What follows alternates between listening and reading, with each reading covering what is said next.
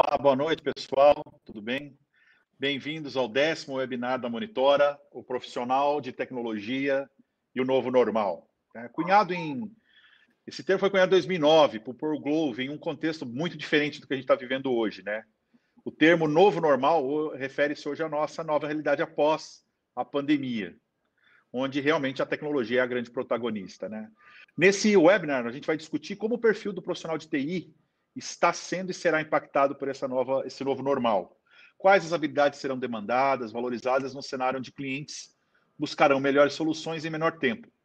E como as relações humanas e de trabalho serão afetadas. Para isso, o nosso convidado de hoje é o Leonardo Filardi, Managing Director da 42Rio. O Leonardo é especialista em negócios de alto impacto pelo Babson College e em Design Thinking pela Universidade Stanford School. Possui mais de 12 anos de experiência em educação empreendedora em instituições como IBMEC e Endeavor. Tem mais de 10 anos de experiência no gerenciamento de projetos ligados à criação, aceleração e desenvolvimento de startups, como a incubadora da Universidade Veiga de Almeida e o Centro de Empreendedorismo do IBMEC, o CEI. Leonardo tem experiência em programas de inovação aberta, tendo realizado projetos para a Ambev, Shell, Alliance, Sonai. Experiência no gerenciamento de projetos de impacto social, atuando como Country Manager dos programas Shell Iniciativa Jovem, pelo CIEDS, e como Head de Aceleração do Fundo de Investimento Yunus, Negócios Sociais. Atualmente é diretor executivo da 42Rio, uma escola de tecnologia com modelo educacional disruptivo. Eu sou Maurício Caetano, Head de Vendas e Marketing da Monitora, e vou ser o mediador de vocês essa noite. Bom, Leonardo, boa noite. Boa noite. Queria começar lhe agradecendo novamente pela presença, por aceitar o nosso convite, estar aqui discutindo um pouquinho com a gente sobre esse tema. Mas eu já vou começar colocando para você a nossa primeira pergunta, né? A curiosidade nossa é o que é a 42Rio, né? O que é essa escola de programação, como que ela é, sua história, como ela chegou no Brasil, como que é o desafio de ensinar programação sem professores para quem não tem nenhuma experiência prévia? Essa é uma história bacana e o desafio é grande, né? Mas a 42 ela surgiu em 2013, em Paris. Ela foi fundada por um grande empresário do setor de tecnologia, né, de lá. Na verdade, ele trabalhava na área de telecomunicações, é o Xavier Niel. Ele tinha já tinha uma grande experiência nesse mercado e tinha uma dificuldade em contratar uma mão de obra que viesse qualificada para o que ele precisava. Note que a dificuldade dele não era nem encontrar a mão de obra na área de tecnologia, mas era encontrar qualificada no que ele precisava enquanto conhecimento, porque ele reparava que havia sempre um gap entre a formação do aluno que ele recebia na universidade e o que já estava sendo tratado em termos de tecnologia na época da contratação. Então, ele se reúne com um outro especialista em educação, né, da Epitech. A Epitech é uma grande escola de tecnologia lá da França, uma das melhores, e eles dois sentam para montar um modelo que parte de alguns pressupostos. E um dos pressupostos é esse, né? Como que a gente consegue garantir que o conhecimento que o aluno vai ter ao final da formação dele representa muito próximo do que está na realidade em termos de conhecimento de tecnologia no mercado. Então, a gente hoje vive essa realidade que ela é galopante, mas em 2013 já era um grande desafio. E aí, é criada a 42, o nome dela remete ao Guia do Mochileiro das Galáxias. Sim. Né, para quem é da galera de tecnologia está mais conectada com isso. Então, a gente tem a história das toalhas, a gente tem fala da Dory, de mergulhar, de continuar nadando, a gente tem sempre algumas referências com essa história, com algumas histórias curiosas, né? Mas a 42 ela surge, então, com uma proposta de romper com a forma tradicional de educar. Então, realmente, ela já surge com esse modelo, né? Ela tem algumas características que a gente chama que são as mais técnicas, que ela é para qualquer um acima de 18 anos, ela é gratuita, ela funciona 24 horas, 7 dias por semana, ou seja, ela não fecha, e ela não tem aula nem professor. E essa é a primeira grande característica dela. A segunda grande característica dela são as metodologias. Ela se apropria de duas metodologias que já existem no mundo, não é nada novo.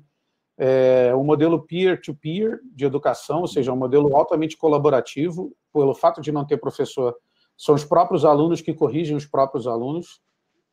E o segundo é uma metodologia muito comum, né, em algumas escolas na Europa, que é o Project-Based Learning, né, a aprendizagem baseada em projetos. Então, cada aluno, ele as atividades, na verdade, né, não é nem ao entrar, mas ao fazer a sua jornada, as atividades são trabalhadas em cima de projetos. Então, ele tem um projeto, ele tem um tempo para entregar, e aí ele trabalha sempre em grupo. E aqui eu já conecto com a terceira grande característica da 42, que é o foco no desenvolvimento das habilidades comportamentais. Então, o aluno da 42, ele primeiro, a 42 ela é presencial, a gente não tem nenhum modelo de educação, até então, né? A gente não tinha nada formatado para a distância, muito para exigir isso. Então, quando o aluno se loga lá na plataforma fisicamente e inicia um projeto, a própria plataforma já indica duas outras pessoas para ele e fala, olha, você vai fazer com essas duas pessoas, aleatoriamente. Então, rompe com algumas barreiras que a gente tem, às vezes, dentro de sala de aula, que é a famosa panelinha, né, para você fazer aquele trabalho. E aí, naquele tempo, e ao final, e aí nessa terceira característica, né, de desenvolvimento do soft skill, a gente tem, sim, a plataforma ela é toda gamificada, ela é um jogo, são 21 fases. Essas 21 fases, elas são cumpridas entre 3 e 5 anos, né, dependendo do tempo que o aluno se dedica, né?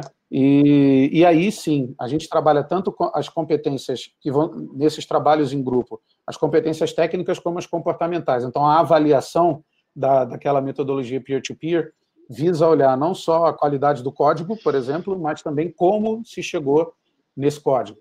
Então, essas são as 3 principais características da 42. Hoje a gente está em 29, hoje a gente tem 29 unidades espalhadas pelo mundo, desculpa. No Brasil, a gente começou a conversa em 2017, que foi uma jornada bem legal para eles. Eles lá em 2017 não faziam esse modelo de expansão, dependia muito de algumas relações, do Xavier conhecer alguém, e aí a coisa foi evoluindo, e a gente também do lado de cá foi entendendo que tipo de momento seria o ideal. Então, em 2018 a gente lançou lá em dezembro a vinda da 42 para o Rio, e a gente vem trabalhando desde então para botar a 42 de pé, né? Quer dizer, botar e operacionalizar a 42 da melhor forma. Então, em princípio, essa é uma história aí que fez a gente chegar... Hoje a gente está no Rio e São Paulo, né? Então, a gente está em 2 estados aqui no Brasil, mas com possibilidade de expansão.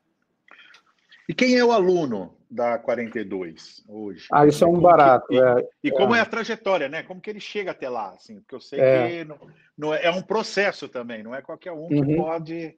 Tem um processo seletivo interessante aí, né? A 42, ela é para... A gente, quando diz que ela é para qualquer um que não sabe programar, é porque, de fato, para quem já sabe, a gente tem experiência disso, quem já tem alguma experiência em programação, quando a gente começa muito do básico, né, a formação. Então, acaba ficando meio desgastante. Então, a jornada são 3 etapas no processo seletivo.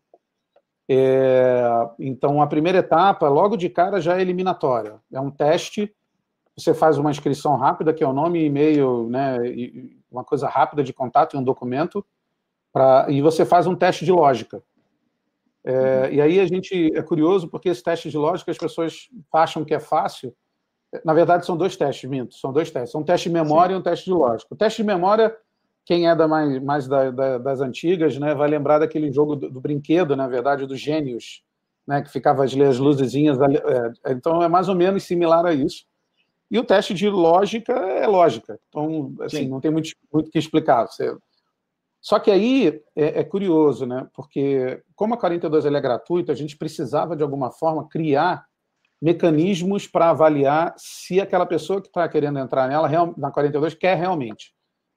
Então, você tem, para concluir esse teste, essa primeira etapa, você tem 2 horas. Ou seja, você tem um tempo máximo de 2 horas para concluir a etapa 1, que são os 2 testes.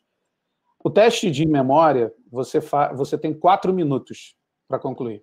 E o teste de lógica, você tem 1 hora e 56 minutos para concluir.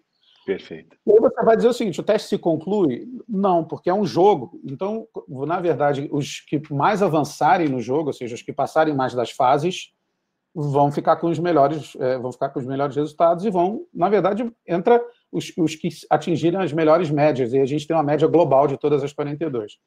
Sim. Mas o que é curioso nisso é que, na verdade, o problema não é a coisa do passar da fase. O problema é a desistência. As pessoas não estão preparadas para ficar 2 horas diante de um... Então, é ali que a gente já mede quem quer e quem não quer.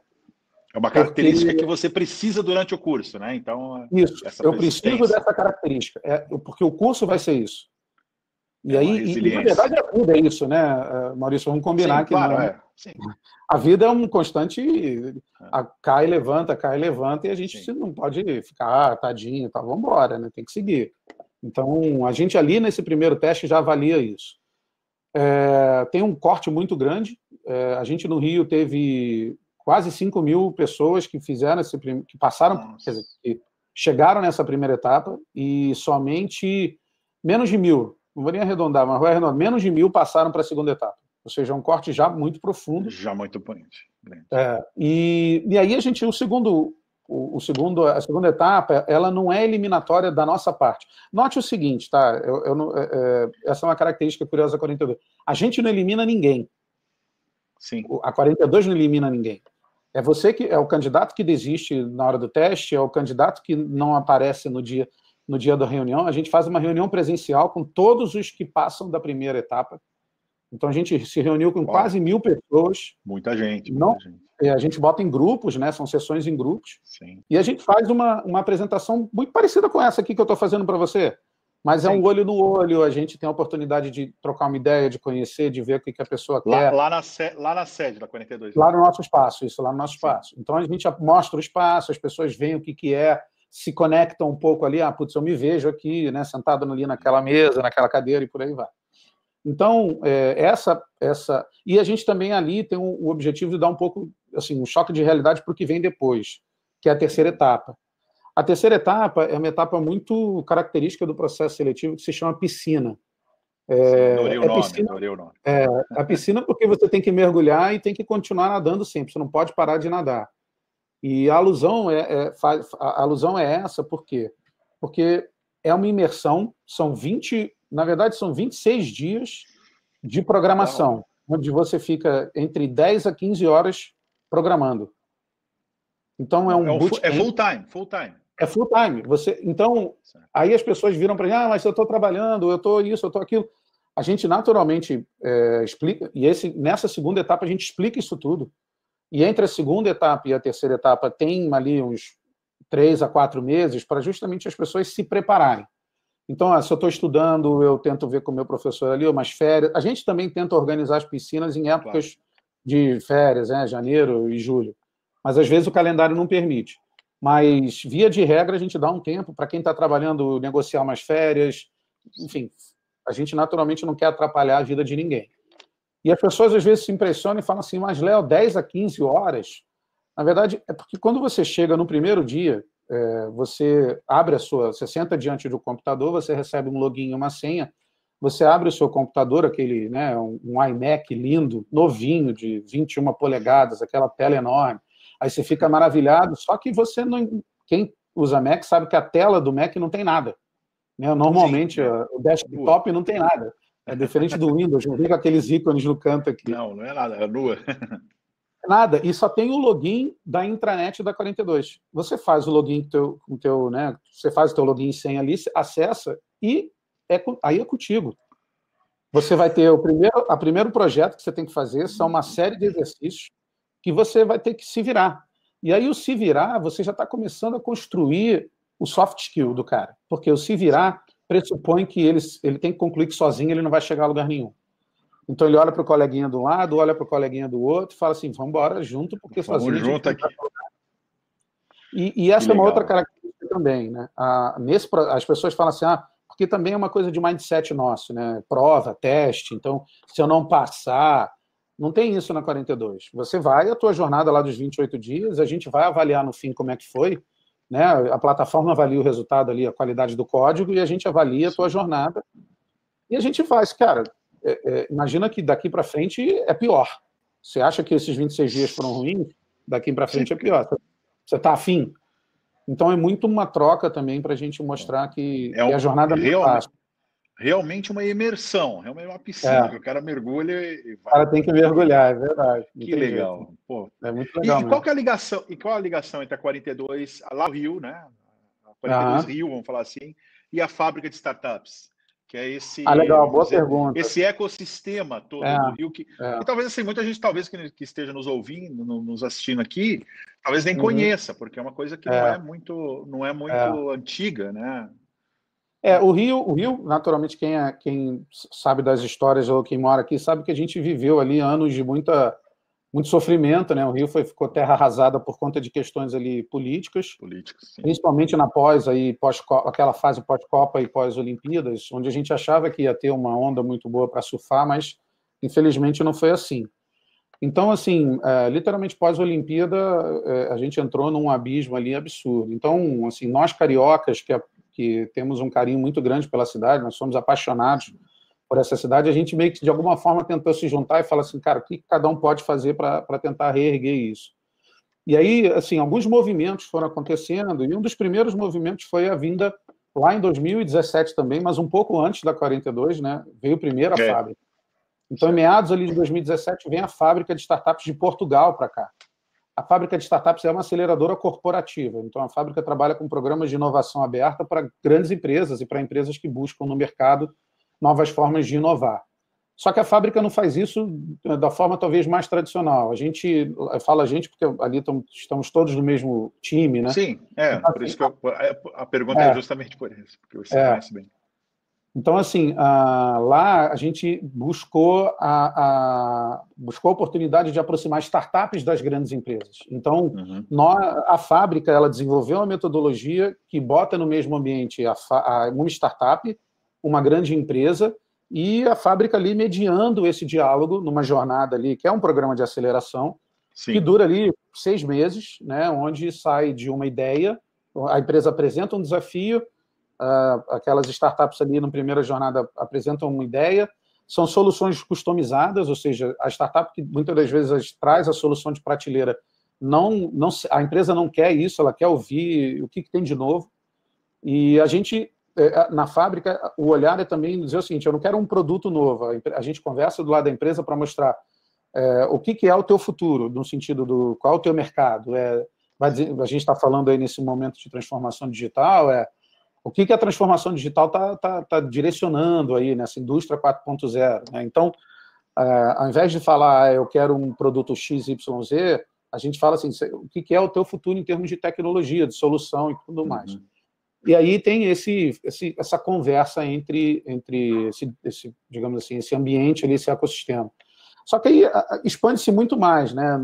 O espaço lá da fábrica são quase 4.000 metros quadrados, um andar enorme de um prédio que está instalado no Porto, que foi uma região muito... Na área nova, né, do novo Porto. Na área nova ali, do novo Porto, que é uma área que, ao ter sido revitalizada, a ideia é levar várias empresas, até o início do ano, já se mudaram para lá, já estão lá, então, empresas de tecnologia, empresas de economia real, então tem um grande ecossistema sendo formado lá, e grande ecossistema... Quem não conhece, eu recomendo conhecer. Não, desculpa, eu que perdoe-me. Porque quem não conhece tem que conhecer, porque assim, aqui, principmente em São Paulo, no Sul, que não se conhece o Rio, ainda não conhece aquela área linda lá, revitalizada. Ficou muito bonito. Ficou muito bonito. Perto do Museu do Futuro e maravilhosa, né?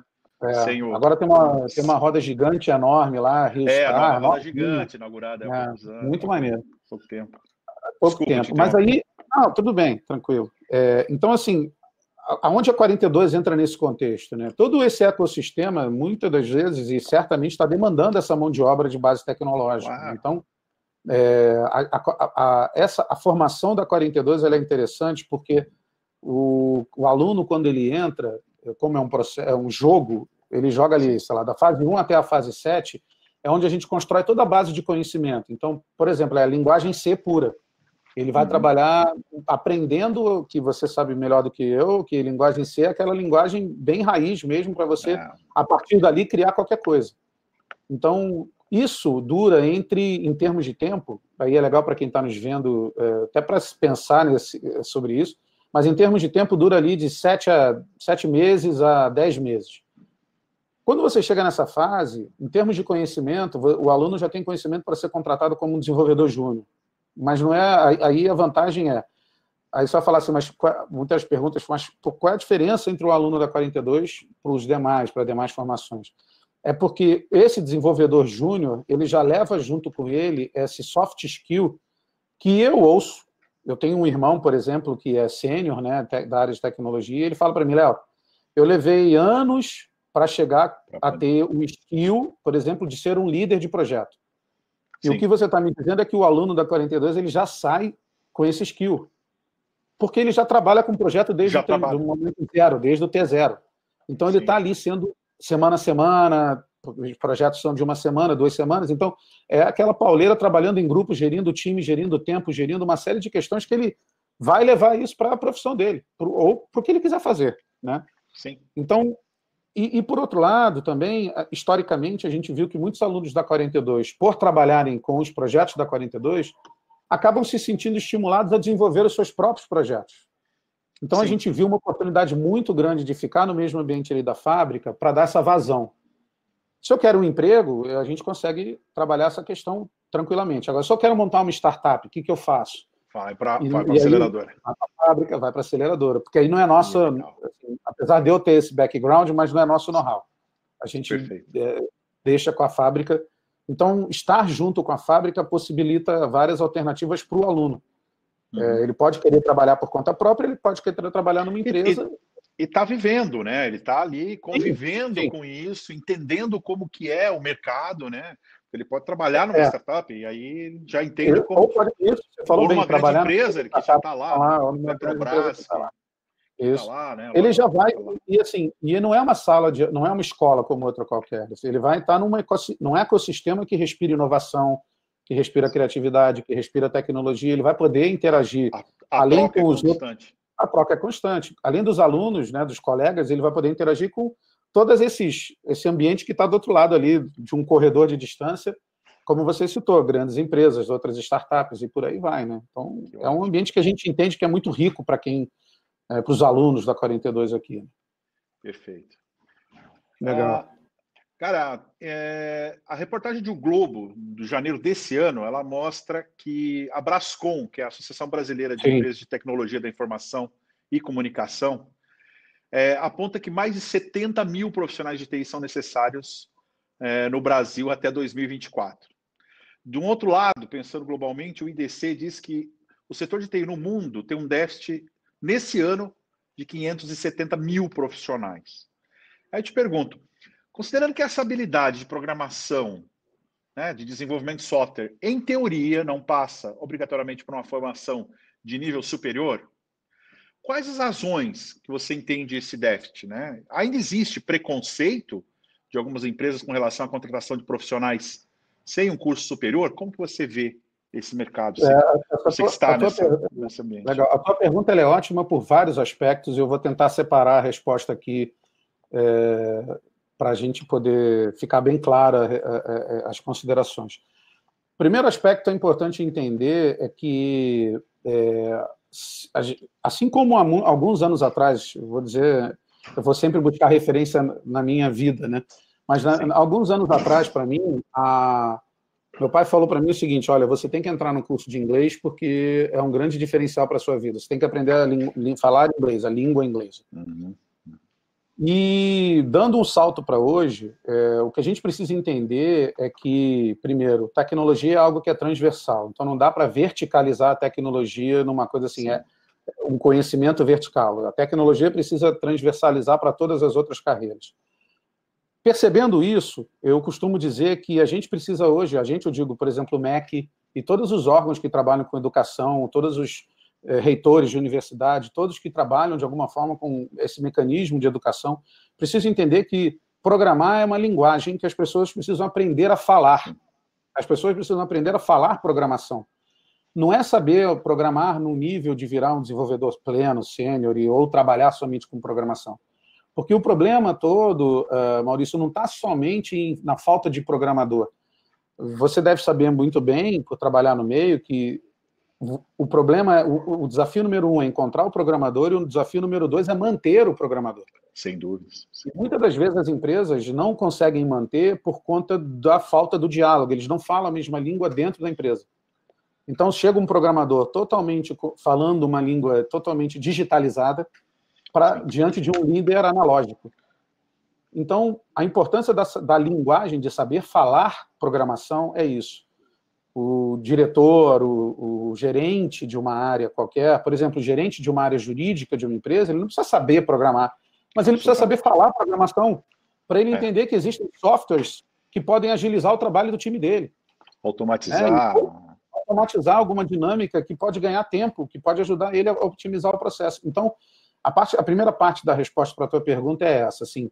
E aí, para conectar com a segunda parte, eu vou dizer o seguinte: a gente vem conversando com muitas empresas. O modelo da 42, nós no Rio somos um instituto, né? Então nós demandamos de patrocinadores que investem na 42 por conta das contrapartidas que a gente oferece, né? A gente tem algumas que são tributárias, mas a gente tem algumas outras que estão mais ligadas a questões do dia a dia das empresas. Contratação de mão de obra, reciclagem do time, por aí vai.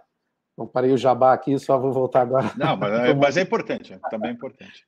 Legal. Mas, assim, a gente tem conversado com muitas empresas, até nesse momento de pandemia também, e aí, entendendo que o pós-pandemia, essa demanda vai crescer de uma forma escalonar, né? A maioria das empresas entendem que eles não precisam mais contratar um profissional da área de tecnologia pedindo o currículo, tá? Porém, isso não é um grande benefício. Porém, a questão é que muitas das vezes eles ainda contratam com uma perspectiva errada. Então, eles querem assim, olha, eu quero um profissional que saiba Java, eu quero um profissional que saiba Python, eu quero um profissional... Ou seja, eles querem contratar o cara pelo hard skill dele. E aí o que eu converso com a empresa, a primeira coisa que eu falo, principalmente quando eu converso com RH de empresa, a primeira coisa que você tem que fazer é para de pedir, porque você nunca vai conseguir encontrar. Você tem que contratar o cara, você tem que saber por que você precisa dessa habilidade técnica desse cara, avaliar as habilidades comportamentais dele, porque você tem que saber o seguinte: aonde a minha empresa vai estar daqui a 10 anos e como esse cara que eu estou contratando hoje vai me ajudar a chegar lá. Então, novamente, a importância de falar programação. Aí a pessoa de RH que está contratando vai saber o que falar quando estiver diante ali de um técnico, né, de um engenheiro de software ou de algum especialista que ele vai contratar.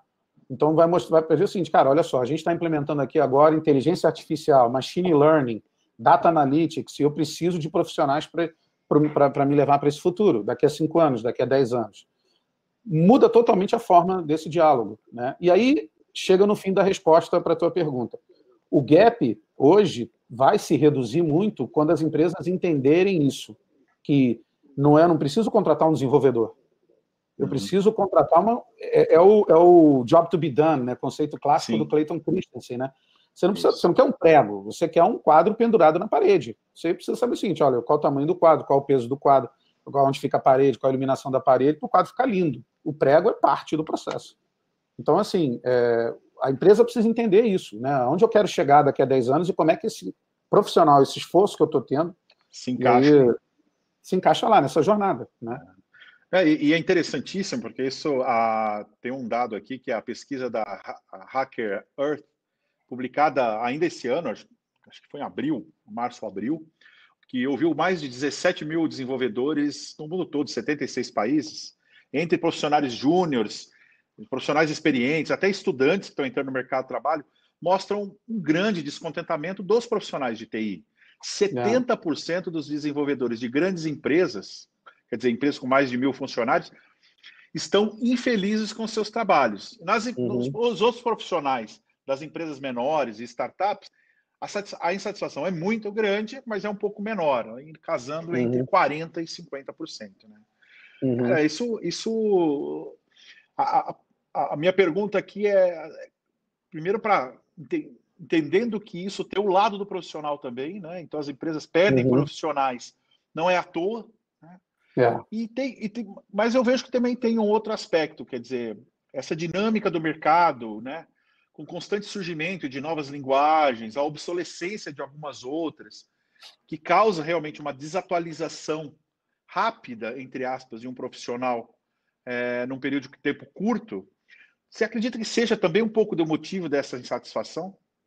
Não, com certeza. Eu não, essa pesquisa ela reforça muito o que a gente vê no dia a dia, né? A gente conversa muito com programadores que estão empregados, né, trabalhando e insatisfeitos, muito porque, primeiro, a falta... o programador, na verdade, né, o desenvolvedor, ele gosta da coisa do desafio, né? De ser desafiado, a gente hoje no time da 42, por exemplo, nós temos 2 programadores que são alunos da 42. Isso é um pré-requisito, né, para a gente operar a 42. É incrível, porque eu viro para eles e falo, eles não são sêniores, eles são júniores, mas a gente está construindo uma plataforma agora, e eles falaram assim, olha, Léo, eu não sei muito bem isso aqui não, mas me dá um tempo aí que eu vou aprender e eu volto. O aluno da 42 gosta dessa liberdade. E o ponto que a gente vê, pegando a tua provocação, é que o desafio passa, e eu acho que esse é o momento que a gente está vivendo, o desafio passa pela mudança da forma como a empresa se vê também. Esse modelo de governança dela, onde eu tenho processos muito estruturados. Assim, primeiro, ela foi forçada a romper com qualquer paradigma que ela tivesse, de uma forma muito abrupta, né? Do tipo assim, Sim. eu não estou perguntando se você quer ou não. Porque tem que ser. Então, de repente, está todo mundo em casa, de repente está todo mundo... Né? E aí a empresa teve que, forçosamente, se obrigar a encarar um modelo muito disruptivo, e eu imagino aquelas mais conservadoras, né, que são as mais comuns no Brasil. E o problema todo também é porque aí tem um misto de uma série de coisas, mas, claro... a maioria dos programadores é uma galera muito nova, e a gente sabe que essa galera nova está sempre buscando desafio. Então, isso não é justificativa para nada, ao contrário. Se eu, líder de um time, que eu sei que eu vou ter gente que, não importa se é desenvolvedor, se é qualquer outro profissional, um estagiário, ele vai ter a mesma insatisfatina, ou seja, ele vai estar sempre querendo mais.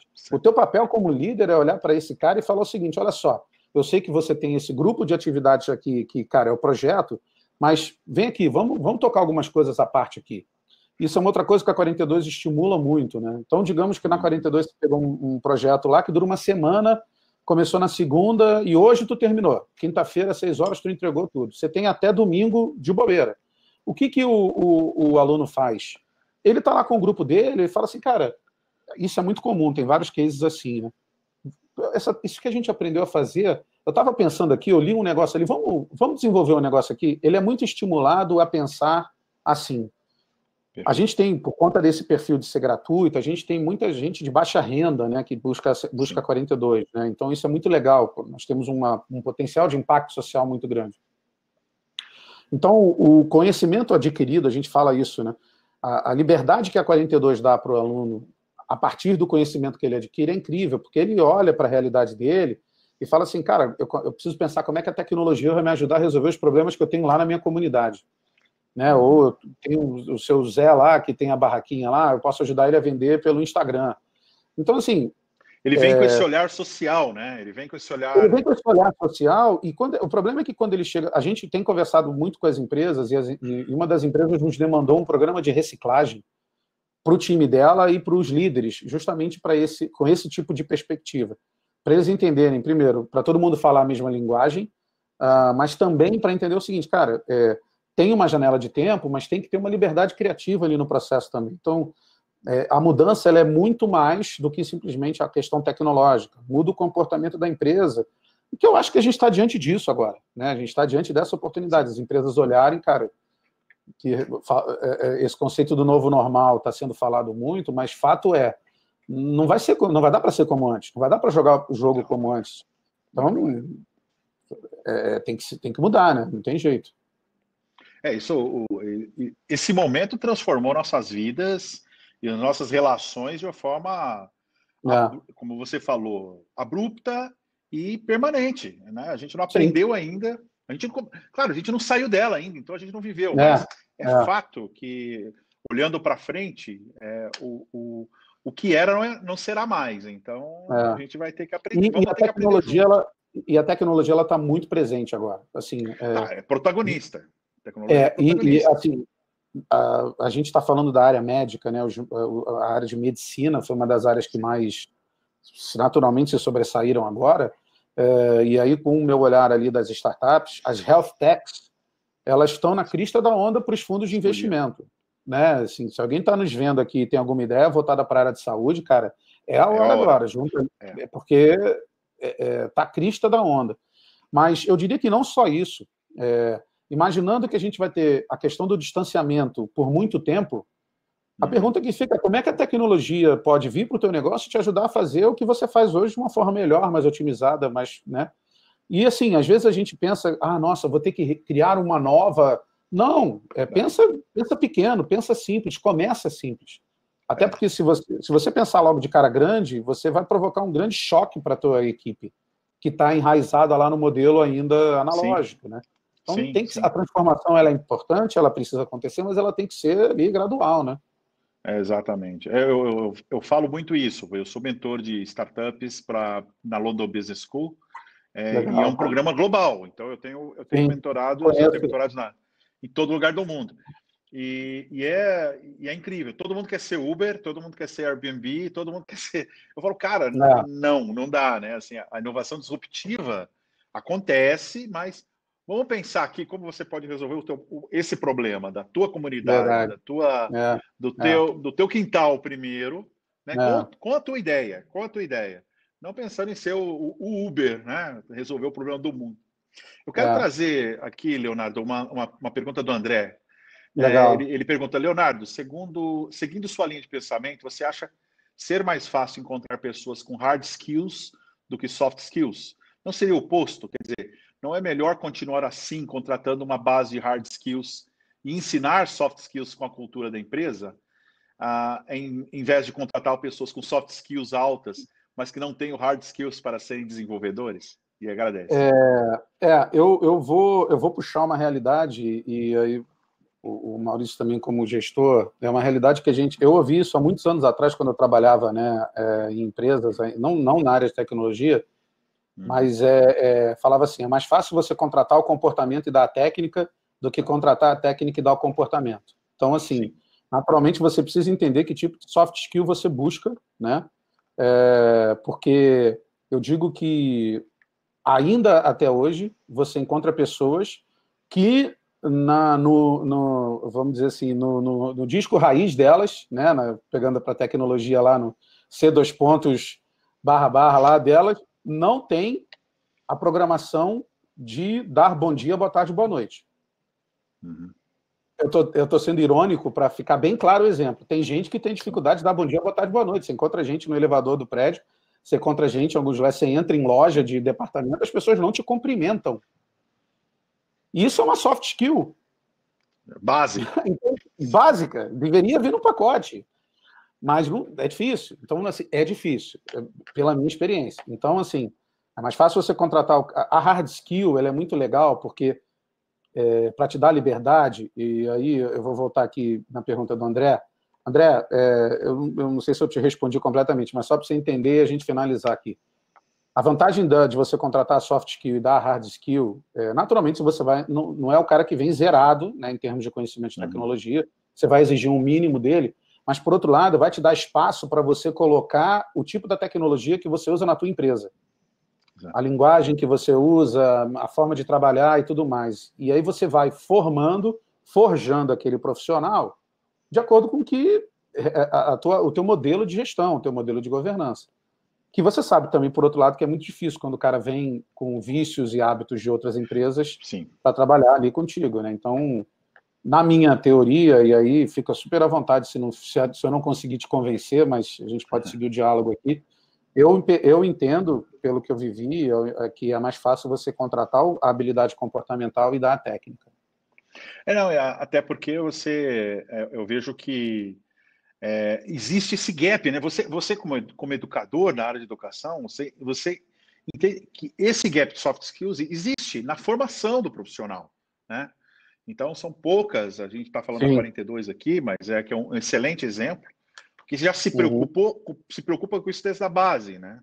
Desde a formação inicial, né? E quando qualquer ambiente organizacional, seja ele onde for no mundo, ele é uma relação entre pessoas, né? Sim, certamente. Precisa, Certamente. né? Como eu falar, a base, né? Ela tem que existir. Né? O dar o bom dia precisa existir, porque não importa se você está trabalhando da sua casa ou você está Não trabalhando dentro importa. do grupo, né? Então, assim, extrapolando o exemplo. Mas concordo com você.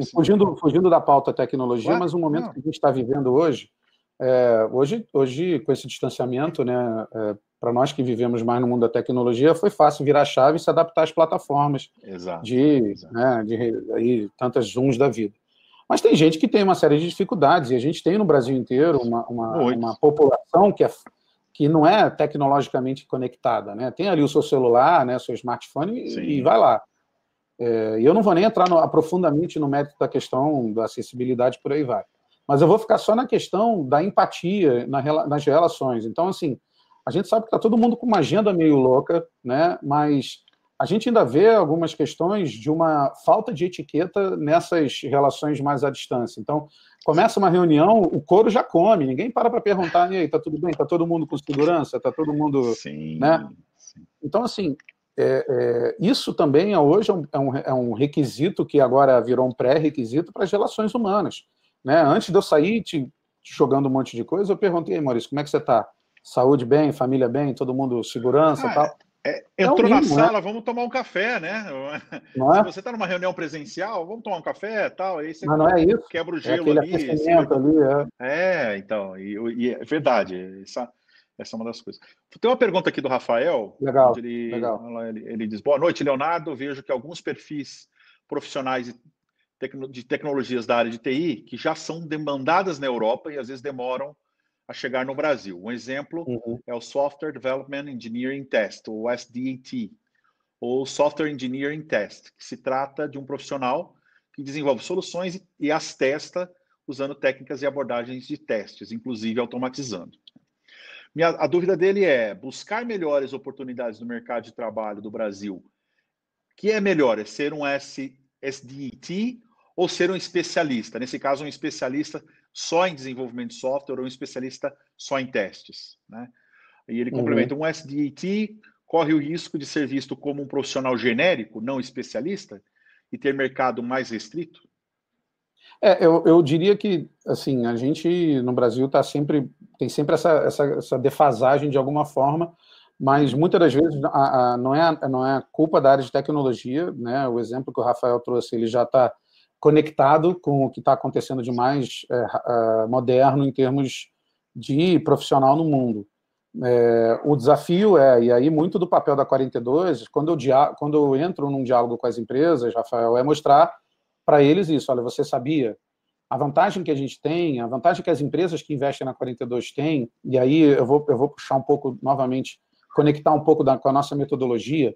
Eu falei, né, no início, nós somos 29 escolas, nós estamos espalhados ali pelo mundo, são 21 países, e nós temos um sistema de modelo, né, uma metodologia que ela é conectada, ela é única. O aluno da 42 do Rio está aprendendo o mesmo que o aluno da 42 de Paris, do Japão e da Califórnia. Então, assim, essa é uma outra vantagem, uma grande vantagem. Outra vantagem é, nesse exato momento, enquanto eu estou falando, né, ontem a gente teve uma reunião e amanhã cedo eu vou ter uma reunião com os heads, né, os líderes das 29 escolas. A gente se senta uma vez por ano para justamente debater isso. Que conhecimentos novos estão surgindo que a gente pode incorporar à nossa metodologia de ensino. Então, o aluno da 42 ele está constantemente em contato com o que há de mais novo. E aí, esse aluno da 42, Rafael, é o cara que eu, aqui no Brasil, e eu no Rio, e o Gui em São Paulo, a gente vai botar no mercado. Então, esse cara vai estar no mercado. Então, se você está falando que essa é uma tendência que está vindo, já é demandada na Europa, o nosso papel aqui na 42 é reforçar cada vez mais isso para as empresas. E a vantagem das empresas que estão conectadas com a 42 é que elas vão ter acesso a isso antes. Talvez o mercado leve um pouco mais de tempo, né? Então, o nosso papel é propagar essas mensagens, falar dessas coisas, e aí isso é uma coisa que a gente sempre procura fazer, né? A gente procura trazer o conhecimento. A gente tem na nossa página do Instagram o que a gente chama de inputs, né? Que são insights que a gente coleta de informações do mundo inteiro. Então, quem quiser até acompanhar, lá é o @42Rio, Lá a gente coloca nesses inputs um pouco disso que o Rafael colocou, ou seja, o que a gente está vendo ali, um pouco de futurismo, né, essas leituras ali do que vem pela frente em termos, naturalmente, no pilar da tecnologia, com o objetivo de não só falar para a comunidade em geral, mas também conversar com as empresas. Então, eu diria que, para não ficar sem resposta à tua pergunta, né, ou seja, para buscar melhores oportunidades no Brasil, é melhor ser ou não, ou ser um generalista ou um especialista. Eu acho que isso tem a ver, eu acho que esse é um pré-requisito que você tem que estar muito claro na hora que você está conversando com a empresa que você está dialogando. Certamente, e aí o Maurício pode reforçar ou não, mas as empresas mais novas, as startups que estão ali, que surgiram no início do século ali, 2000, 2001, essas empresas, elas já vão estar com esse olhar um pouco mais avançado. Muito em função de estar em contato com, por exemplo, o próprio Maurício, como ele falou, que é um mentor. Então, ele é uma pessoa que está conectado com isso que é de mais novo, leva para a startup. Então, acaba também a mensagem sendo propagada. Para a grande empresa, eu diria que é uma segunda onda ali para ela chegar nesse olhar, né, de contratação ou de ter uma oportunidade mais generalista e menos especialista ou vice-versa. Eu complementando o que você está dizendo, eu acredito isso também. Assim, depende muito do momento da empresa, onde ela está. Se ela está mais madura, ela vai demandar mais profissionais, talvez mais especialistas. Se ela é menos madura, você vai ter que usar outros chapéus, né? Mais chapéus. E aí é um pouco mais generalista. Mas tem tecnologias e tecnologias, né? Então, algumas são bem inovadoras que a gente nem entendeu ainda onde elas vão ficar. Se elas são, normal, se elas são a grande tendência ou ela é o nicho, né? Tem que entender isso. Um pouco, Léo, falando um pouquinho da necessidade das empresas, você que está em contato, que você tocou nisso, né? As empresas hoje, agora, nesse novo normal, a tendência, que é o que a gente acredita da área de negócios, que elas vão precisar de soluções muito mais rápidas, elas precisam ser mais dinâmicas, e tudo isso a um custo menor, né? Obviamente, os clientes dessas empresas também demandarão o mesmo. E nesse quadro, quão adaptável o profissional de tecnologia deve ser para atuar no mercado daqui para frente? Eu acho assim, conecta um pouco com a pergunta que o próprio Rafael fez, né? A gente falou de generalista e especialista. Eu acho que o primeiro ponto tem que estar muito atento. E aí, depende de onde você está, né? Se você está dentro de uma empresa que está passando por essa transformação, primeira coisa quebre suas resistências, né? Se você tiver muita resistência, você não acompanha, porque as empresas certamente as empresas que vão sobressair melhor nesse momento pós-pandemia são as empresas que têm mais facilidade de se adaptar. Por quê? Porque eles têm o time, né, os funcionários que se adaptam mais rápido. As empresas que são mais resistentes ou mais conservadoras, elas tendem a sofrer mais essa transição. Se você está do lado de fora, eu diria que é importante você estar acompanhando o mercado como um todo. Então, a gente falou aqui, por exemplo, do mercado de saúde, que é um mercado que certamente vai galopar, né, pós-pandemia. Agora, a gente tem que olhar para outros mercados também, por exemplo, educação. Educação é um mercado que está sofrendo muito, né? Então, assim, vai demandar um olhar um pouco mais flexível, inovador, criativo, generalista, né? Na saúde já está claro as especialidades que vão ser demandadas daqui para frente. Todo mundo que acompanhou, assim, no início, logo da pandemia, acompanhou lá o tal do vídeo do Bill Gates, que ficou famoso quando ele, em 2015, previu essa onda de pandemias, né? E isso é uma realidade, isso é um fato, né? Daqui para frente não vai ser nada um pouco diferente disso. Então, assim, a gente vai demandar, sim, pessoas ligadas à área de saúde que tenham e cada vez mais usando a tecnologia e aí sim, talvez especializando mais. Os outros mercados ainda vão passar talvez vão estar alguns passos atrás para entender o seguinte: digamos assim, amanhã acabou a quarentena, está todo mundo liberado, começou o momento que todo mundo fala pós-pandemia. O olhar tem que ser o seguinte: o que ficou, o que sobrou, né, no meu mercado? Quem é que está vivo aí? Porque é terra devastada, alguns mercados são terra devastada. É sabido que profissões que existiam antes não vão voltar a existir, não é a vaga, é a profissão. Aquilo que a pessoa fazia não vai voltar a existir muito por conta também da tecnologia, porque já estava defasado lá atrás, só foi potencializado agora. Então, é importante você que está olhando do lado de fora e querendo entrar num determinado mercado, faça um estudo para você entender como que esse mercado vai se comportar com algumas... Aí você tem diversas análises que são produzidas, basta procurar na internet, né? Naturalmente de fontes que tragam certa credibilidade. Mas estuda, não só sai um pouco do mundo ali da tecnologia, mas estuda o negócio e o mercado onde você está inserido, para você saber o seguinte, cara, qual vai ser a demanda desse mercado para turismo? Turismo, talvez pior do que educação, né? Eventos, né? Então, assim, as lives, será que elas estão aí para temporário ou elas vieram para ficar? Não sei. Antes o cara fazia um show para 60 mil pessoas, agora o cara tem potencial para fazer show para 1 milhão. Sim. Entendeu? Então, assim, se eu todo mundo tecnologia, gosto de entretenimento, e aí? Eu tenho minha filha, ela adora o mundo da Disney, ela trabalha, ela tem hoje uma plataforma, um site, né, que cuida dessa parte, quem quer fazer viagens para lá, ela cuida disso tudo.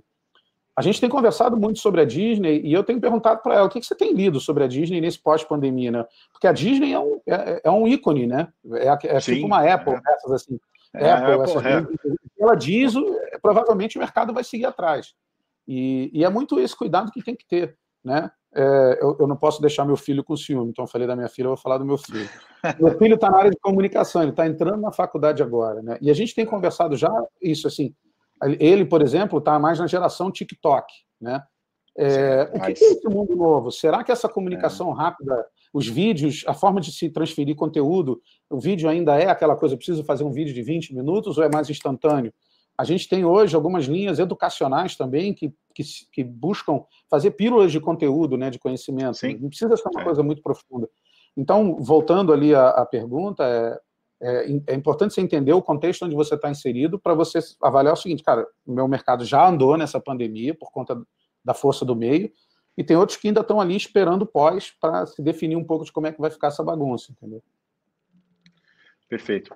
Bom, também Leonardo, é inegável que as empresas hoje têm menos capacidade de investimento que tinham há 6 meses atrás, né? Verdade. Mas com o CAPEX que ainda elas têm, elas estão alocando em tecnologia. Isso é inegável. Mesmo assim, sabemos que as demandas por maior qualidade e menor tempo serão naturais. Acabou de falar, porque é mais rápido. Aí o ir ao mercado será mais rápido, né?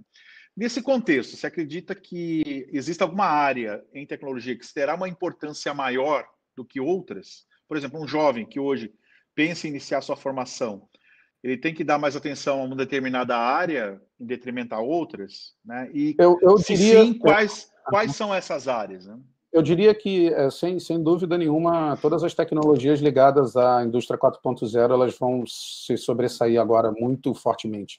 Agora, naturalmente, por exemplo, as demandas por empresas em relação às questões do e-commerce, essas empresas, porque aí a gente tem que separar um pouco, né? A gente tem as grandes empresas que representam ali 5, 7, 8% das empresas do Brasil, e a gente tem um resto todo aqui de demandas. Essas grandes empresas, se você jovem está mirando uma grande empresa, talvez ela esteja mirando essas coisas de Big Data, Data Science, Data Analytics, Internet das Coisas, Machine Learning. Agora, se você mira um outro mercado, ou se você está trabalhando numa startup, ou se você quer trabalhar com outros mercados, aí tem que olhar um pouco, assim, aquelas tecnologias mais simples mesmo, mais básicas mesmo.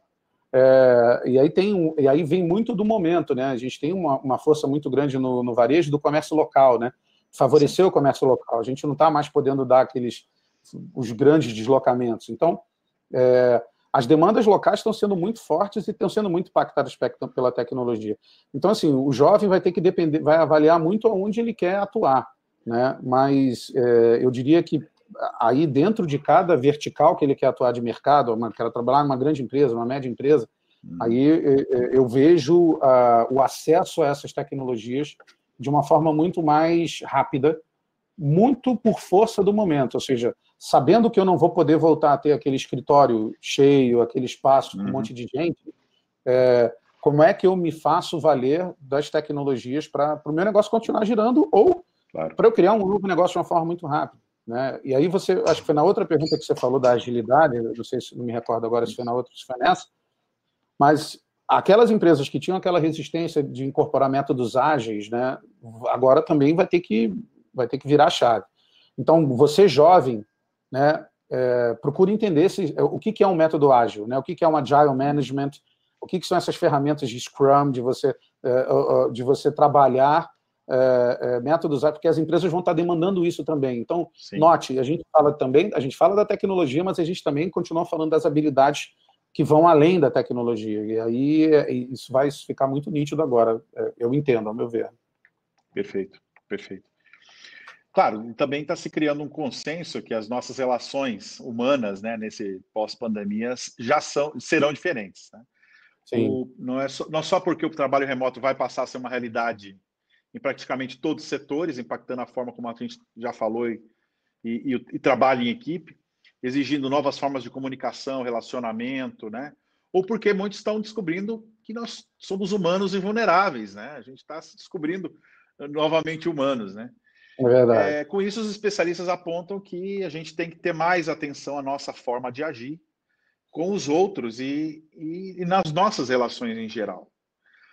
Como que você acha, do ponto de vista realmente comportamental, aí não estou nem só falando de soft skills, mas do comportamento, como que um profissional de TI tem que se reinventar a partir de agora? Eu acho que está muito nítido, está todo mundo tendo um pouco da oportunidade de experimentar parte do mundo do profissional de TI, né? Que muita gente reclama que está trabalhando mais agora do que trabalhava no escritório, porque aquela pausa do cafezinho não tem, aquela coisa o translado ali, né? O tempo que você fica ali no carro no trânsito, não tem mais. Então você começa às 9 da manhã, 8, 7, e vai até 8, 9, 10 da manhã. Então, assim, isso para a galera que gosta de programar, mete a mão na massa, é quase que uma realidade. Você vai embora. Quando você vai descobrindo as coisas, você vai embora. Eu acho que a oportunidade que se tem agora é respeitar o tempo, né? E eu acho que isso é importante para qualquer, e aí, numa forma geral, para qualquer um. Primeiro, você, assim, eu sinto no meu dia, quando o meu pescoço começa a estalar, eu giro para um lado, giro para o outro, começa a estalar, eu falo, cara, está na hora de eu levantar. E aquele levantar só para eu poder esticar, eu posso ficar 5 segundos em pé e voltar a sentar. Mas prestar atenção a esses sinais. Eu acho que a gente está muito... o fato de a gente estar em casa, ou estar num ambiente que não é um ambiente de trabalho, não importa se é em casa ou não, mas a gente está muito mais atento aos sinais que estão nos cercando. Então, se você está em casa, por exemplo, você tem filho, né, o teu filho é um sinal claro de que, às vezes, você está ali, putz, tem que dar aquela pausa. Eu estava aqui falando com você, né, meus filhos não estão aqui e tal, minha esposa saiu também, ela precisou sair. Eu tenho um cachorro que ele veio aqui e começou a mexer comigo, ele está deitado aqui do meu lado. Porque a essa hora, 7 horas, é a hora que a gente sai para dar uma passeada, tá fresquinho. Então, no relógio dele... Já tá te buscando aí. Não é? Então, assim, é isso, é respeitar isso. Acho que a gente, quando fica no mundo tradicional, que é o mundo do corporativo tradicional, a gente é levado a fazer as coisas muito na mecânica, no automático. E eu acho que do lado da empresa, elas também estão mais suscetíveis para ouvir do tipo, e aí, galera, como é que a gente sai dessa tempestade toda, né? Como é que a gente passa por isso? E eu acho que aí é a oportunidade para o profissional de tecnologia, que é um cara que tem muita liberdade. Eu gosto muito da palavra liberdade associada à tecnologia, porque ninguém tira o conhecimento que esse profissional adquiriu.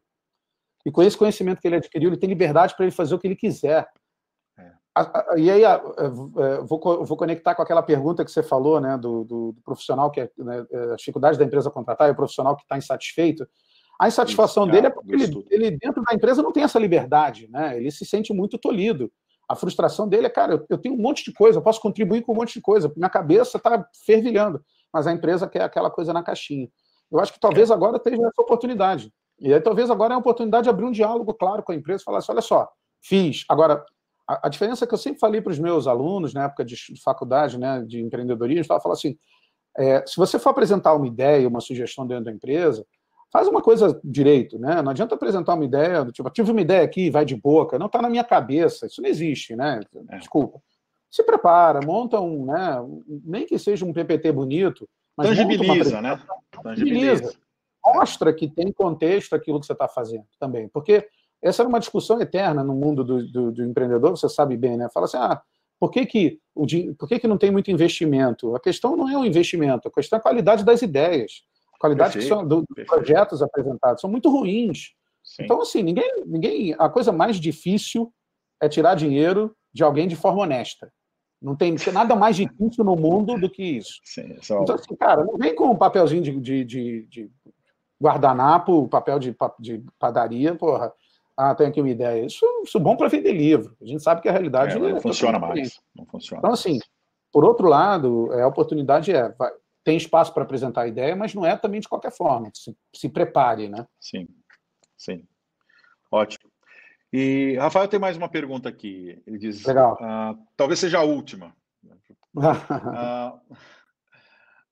Leonardo, para preparar um profissional para ser um dev full stack, a 42 incentiva o aprofundamento em JavaScript para usar essa linguagem no front, back e mobile, ou a criação de projetos usando tecnologias mais diversificadas? Pergunta é ótima, né? Essa pergunta é ótima. A 42, ela tem hoje, se eu não me engano, como eu falei, né? São 21 fases. Então, o aluno entra lá na fase 0. A primeira fase é construir um banco de dados. Ele vai construir o banco de dados dos códigos que ele vai produzindo, né? Esse é o único projeto que ele faz sozinho, porque esse é dele. Claro. A partir do primeiro projeto é em grupo, né? Então, até o projeto 7, como eu falei, são 90% C, né?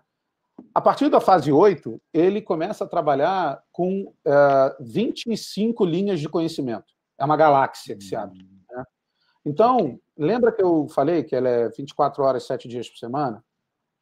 Rafael, fica a teu critério. Se você quiser se aprofundar em Java, tem lá uma linha linha educacional, uma trilha, que é Java. Você vai se aprofundar. A gente também abre dentro da galáxia o que a gente chama de mini piscinas, né? Lembra que eu falei da piscina, do processo seletivo? A gente faz mini piscinas, que é como se fosse um hackathon, uma imersão ali de uma semana, talvez. Que são mini desafios que não fazem parte da avaliação normal, mas que, ora, podem vir porque a gente, na 42 como um todo, criou, ora pode vir porque uma empresa trouxe para a gente um hackathon específico e a gente abre para os alunos. Então, os alunos também podem buscar especializações específicas. Dito isso, essa talvez seja, para a gente, antes de encerrar, talvez seja uma última grande vantagem da 42. Você acaba não se especializando em uma única linha, você pode, a seu tempo, ir e vir nessa galáxia, né? Então, você vai buscando o tipo de conhecimento que você quiser. Então, por quê? Porque não vai ter um professor ali te dizendo que você tem que ler esse livro, que você tem que fazer esse exercício. Você tem a liberdade de conduzir o que você quer aprender. E aí, o que você quer fazer? Você está com curiosidade, surgiu uma linguagem nova, você viu algum projeto bacana, quer ver, quer experimentar, vai lá. Não gostou? Zero problema. As pessoas perguntam, como é que eu aprovo, reprovo? Não existe. Você simplesmente não passa da fase. Você volta para o início da fase. Enquanto você não conclui o projeto e atinge a pontuação mínima para passar de fase, você não passa de fase. É um game mesmo, é gamificado. Então, Rafael, não é que a gente incentiva, as oportunidades estão ali na galáxia. É você que vai buscar. O que a gente ajuda, e é diferente de uma escola tradicional, o time da 42 é mínimo. Não tem ninguém ali, não tem monitor de sala, não tem fiscal de corredor, gerente de banheiro, não tem essas paradas, não. A hora que você chega, a hora que você sai. Tem as regras mínimas de convivência ali, que em qualquer lugar precisa, mas o resto, você que dita o teu ritmo. Ninguém vai ficar, putz, o Rafael não veio na aula hoje. Não... Somos grandinhos, né? Ninguém está ali para isso. Mas a gente está ali, sim. Se o Rafael, pegando o exemplo do Rafael da pergunta, se o Rafael virar para a gente e falar assim, olha, eu queria me aprofundar em Java, quero usar a linguagem no Branco. A gente tem gente no time formada em tecnologia, com experiência também em pedagogia, para justamente sentar, olhar, conversar, né, dialogar, né? Outra coisa bacana, os alunos todos da 42 estão conectados numa grande rede global. Hoje são 9.900 alunos no mundo inteiro. Uau. Ele pode se conectar com qualquer um do mundo, né, para poder trocar essa ideia, o que está fazendo sentido aí. Pode colaborar com projetos que estão acontecendo em Tóquio? Pode. Londres, tem um Slack lá, está todo mundo no Slack. Olha, eu estou nesse projeto aqui, estou tendo essa dificuldade, me ajuda aí e tal, como é que funciona? A galera está aqui pra caramba, é incrível, é incrível. Que legal, que legal. Muito Só, bom. eu estou falando assim, a gente está 1 hora, nem parece, e se ficar, vai embora, né? Sim, não, aqui a gente Incrível. ia 3, 4, talvez já está convidado, o Léo, já está convidado para outros webinars nossos. Aqui eu já estou fazendo convite ao vivo aqui, porque esse Legal. assunto não vai parar aqui, né? Não só 42, mas toda a questão de toda a tua experiência dentro do ecossistema de inovação brasileiro e com essa mega experiência. Só tenho que te agradecer, cara. Obrigado mesmo. Legal. Pela riqueza do que você nos trouxe aí, mostrar um pouquinho da 42, dividir com a gente um pouquinho dessa visão, né? Que você tem uma visão de mercado e de educador, né? Você está meio que nas duas pontas, assim. Então isso é fundamental e maravilhoso aqui para nossa audiência que está nos assistindo ao vivo e que depois vai nos assistir lá no YouTube, quando a gente, a partir de amanhã, a gente libera o vídeo também, tá? Muito obrigado. Obrigado a vocês que ficaram aí com a gente esse tempo. Leonardo, uma boa noite. Valeu mesmo. Só tenho a agradecer. Valeu mesmo. Foi ótimo. Obrigado às perguntas, obrigado à interação. Eu fico à disposição, como eu falei, né? A gente tem lá, tem o site, né, www.42.rio. Lá tem um e-mail de contato, eu recebo os e-mails, então se quiser trocar uma ideia comigo depois sobre 42. E tem o Instagram nosso, né, @42rio também, que tem bastante conteúdo que a gente atualiza muito, né, sobre o que vai acontecer aí pela frente, e a gente tem expectativa aí de fazer uma chamada aí para o segundo semestre, para fechar uma turma aí, para começar logo também. Valeu. Muito obrigado, viu, gente? Até mais. Boa noite, se cuidem. Tchau, tchau. Valeu. Tchau.